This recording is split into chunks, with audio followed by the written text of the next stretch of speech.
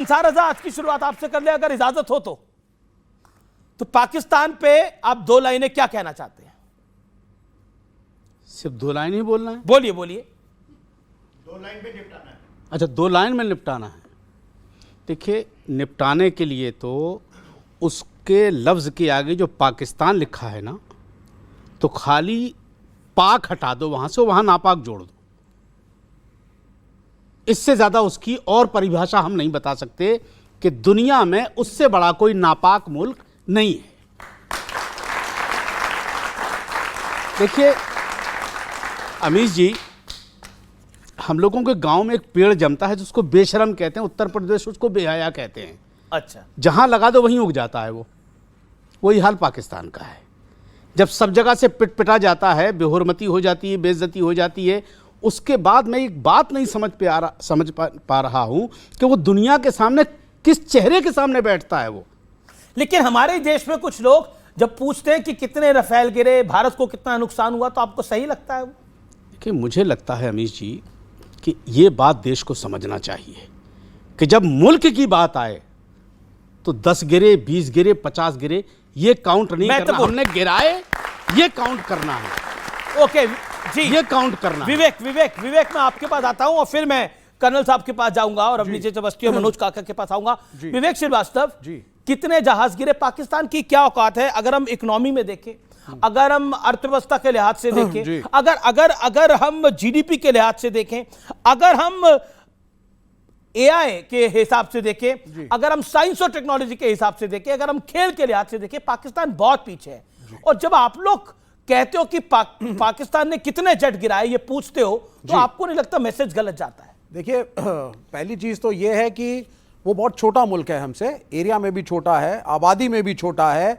और अगर आप भारत जैसे एक बड़े मुल्क को एक कम आबादी के मुल्क से कंपेयर करते हैं, यह कंपैरिजन अनफेयर है। पहली चीज, you can't compare, it's a smaller country. आप अपने आप को बांग्लादेश से नहीं कंपेयर कर सकते, you are a bigger country. ये पहली चीज हुई। दूसरी चीज हुई, देखिए, मेरा ये विश्वास नहीं तो मणिशंकर अय्यर पाकिस्तान पे क्यों कह रहे थे मोदी को हटाओ? नहीं, आप सुनिए, मैं एक भाई, मेरा मुल्क है, मैं अपने मुल्क से प्रेम करता हूं, मैं भी जय हिंद बोलता हूं, लेकिन इसका अर्थ यह नहीं है कि अच्छा इंडियन बनने के लिए पाकिस्तान को गाली दें हम। अच्छा इंडियन बनने के लिए अपनी ड्यूटी आप पहले करिए, जो मेजॉरिटी इंडियंस नहीं करते हैं। भ्रष्टाचार हमारे देश में भी है, अनएम्प्लॉयमेंट हमारे देश में भी है। पाकिस्तान को गालियां देने से आप अच्छे नहीं बनने वाले। नंबर 1, वो उसके अभी आर्थिक समस्या पाकिस्तान की तारीफ तो ना करिए, नहीं, गाली ना दीजिए। हाँ, अब सुनिए मेरी बात को। मेरा ये मतलब ये बात आप इजराइल में बोल सकते हो कि पैलेस्टीन को गाली मत दो, बोल सकते हो? हाँ, क्योंकि पैलेस्टीन में कमाल की बात है। एक मिनट, पैलेस्टीन टेररिस्ट स्टेट के लिए आप खोल रहे हो भाई? टेरर स्टेट तो इजराइल है, टेरर स्टेट तो अमेरिका सबसे बड़ा है। नहीं, एक सुनिए, जिस मुल्क ने अमेरिका ने एक मिनट, तालिबान को किसने बनाया?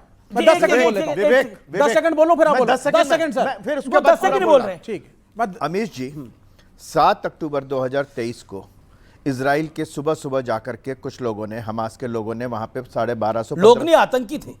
मैं अभी आतंकी बात तो बाद में आप बताएंगे, आप जनता बताएगी कि आतंकी थे कि नहीं थे। मारा 1500 लोग करीब मारे। यही नहीं किया, सिर्फ वो 250 लोग पकड़ करके भी ले गए जो अब तक बंधक हैं, जिसमें से कुछ छूटे।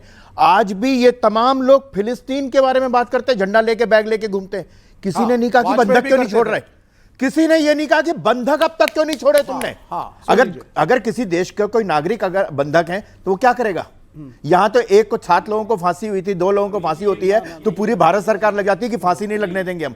वहां पर 250 लोग बंधक, 250 लोग बंधक अभी भी हैं, जो और वहां पर एक आदमी नहीं है, इनमें से अमीश जी, एक आदमी ने ये नहीं कहा कि बंधक को क्यों नहीं छोड़ा। वो मारेगा नहीं, आपने बोला जब अपने नागरिकों को छुड़ाने के लिए पैलेस्टीनियंस को मार रहा है, जमीन छीने बैठा हुआ है, आपने बंधक बना लेंगे आप उसको, उनके नागरिकों को, हॉस्पिटल्स। नहीं, आप एक बात कहिए, एक सेकंड, उसके आम नागरिक को, इजराइल के आम नागरिक को बंधक बनाना ये सही ठहरा रहे हैं, तो वो मार रहा है नागरिकों को। मैं पाकिस्तान के विषय पे आना चाहता हूं। नहीं, लेकिन आपने ये बोला कि एक छोटा मुल्क है, उसको बड़े मुल्क के साथ कंपैरिजन तो वो खुद ही करता है, अपने वो खुद ही कंपैरिजन करता है। अरे भाई, अब आप बोले कि उसको गाली भी मत दो। नहीं, आप वो हमारे लोगों को मारे, हम उसे गाली न दें। आप जरूर, आपने एक एंटी टेररिस्ट ऑपरेशन की शुरुआत करी, मोदी साहब ने बोला ऑपरेशन सिंदूर होगा, सारा विपक्ष चाहे कांग्रेस हो, कम्युनिस्ट हो, सबने प्राइम मिनिस्टर मोदी का साथ दिया। नहीं दिया। हमारी सेना गई, एक मिनट रुकिए, सबने कहा आप करिए, आप गए, आपने एंटी टेररिस्ट ऑपरेशन किया, सबने सेना की तारीफ करी, लेकिन उसके बाद आपकी विदेश नीति डोनाल्ड ट्रंप तैयार करेंगे। 11 साल से आप अच्छा, खरी डोनाल्ड ट्रम्प ने तैयार क्या? 11 ट्रेड साल डील से हो गई भारत के अंदर क्या? ओके, आपकी कर्नल बात, दानवीर, ट्रंप सरकार कभी कभी कुछ ट्रंप इनका सब कुछ दिल है। मांगे मोर, क्या करिए?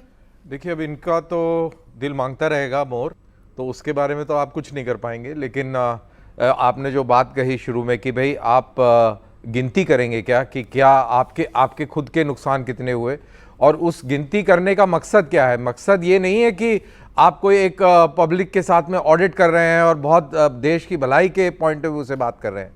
आप वो इसलिए बता रहे हैं कि आप अपनी देश की सरकार को, देश की सेना को कमज़ोर दिखाना चाहते हैं कि देखिए इनके इतने गिर गए, इनके इतने लोग मर गए, और उस चीज़ को इनडायरेक्टली जो है वो इनडायरेक्ट मैसेजिंग अपने कंट्री में दे रहे हैं कि आप कमज़ोर हैं, ये गलत बोल रहे हैं जो ये जीत का जश्न मना रहे हैं। ये है इसके पीछे मंशा। ओके, विवेक देखिए, इस मुल्क के अंदर, मैं इतिहास इनको थोड़ा याद दिला दूं, एक बोफोर्स नाम की कंपनी की भी कंट्रोवर्सी हुई थी। प्राइम मिनिस्टर राजीव गांधी ने बाद में बोफोर्स का बाकायदा टेस्टिंग ऑपोजिशन के नेताओं को बुला करके दिखवाया कि ये चल रही हैं और इसकी ऑथेंटिसिटी को देखो। एक मिनट सुनिए, अब आप राफेल पे आइए। राफेल के ऊपर प्रश्न क्यों पूछा गया? राफेल के ऊपर इसलिए प्रश्न पूछा गया, कुछ ही दिनों पहले, ज्यादा देर नहीं हुए, 20 दिन हुए होंगे, उन्हीं अनिल अंबानी साहब को एनफोर्समेंट डायरेक्टरेट ने बुलाया है, लाखों रुपए लिए बैठे हुए हैं, कुछ पता नहीं है, 12 दिन की कंपनी, राफेल का ऑफशोर कॉन्ट्रैक्ट दिलाया गया। उनकी बात नहीं है, लेकिन 11 एयरबेस तबाह हुए पाकिस्तान अच्छी के। बात है, आपने आपको कोई शक है? हाँ, नहीं। 6 से ज्यादा जेट्स उनके गिरे, आपको कोई शक है? इसमें शक तो नहीं होना चाहिए ना? है इस बात पे। चाहे ऑपरेशन सिंदूर हो, यानी सेना का मैदान हो, चाहे क्रिकेट का मैदान हो, चाहे खेल का मैदान हो, चाहे अर्थव्यवस्था का मैदान हो, पाकिस्तान पिटता ही रहता है। मैं तो कहता हूं पिटेगा पाकिस्तान और जय जय हिंदुस्तान। मेरी तो ये लाइन। और एक सेकंड, मैं मनोज काका के पास आता हूं। बाकी सब मेहमान बोल चुके हैं। मनोज काका, क्या आपको लगता है कि जब हम ये बात बोलते हैं पिटेगा पाकिस्तान जय जय हिंदुस्तान, तो इसमें तो किसी देशवासी को कोई गुरेज नहीं होगा? अमीश जी, इसमें किसी देशवासी को कोई गुरेज नहीं है, और हम लोग तो उस अवधारणा को मानने वाले लोग हैं कि जो भरा नहीं है भावों से, जिसमें बहती रसधार नहीं, वह हृदय नहीं, वह पत्थर है जिसमें स्वदेश का प्यार नहीं। तो वो कौन से ऐसे लोग होंगे दुनिया में जिनको अपने मुल्क से बेइंतहा मोहब्बत ना हो? 11 सितंबर 1893 की जो स्वामी विवेकानंद में जो अमेरिका के शिकागो में जिन्होंने भाषण दिया, इस भारत के लोगों को और इन युवाओं को कम से कम उन पर गर्व होगा।